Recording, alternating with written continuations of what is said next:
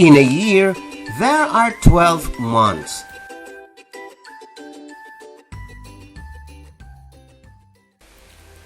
January, February, March, April, May, June, July, August, September,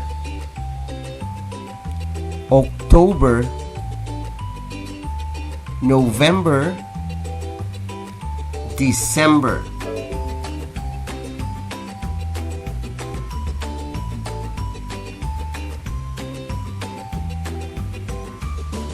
There are 365 days in a year except for a leap year, who has 366 days.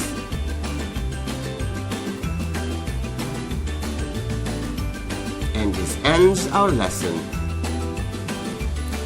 Please don't forget to subscribe so that I will be inspired to make more substantial videos for you to learn. Bye-bye for now.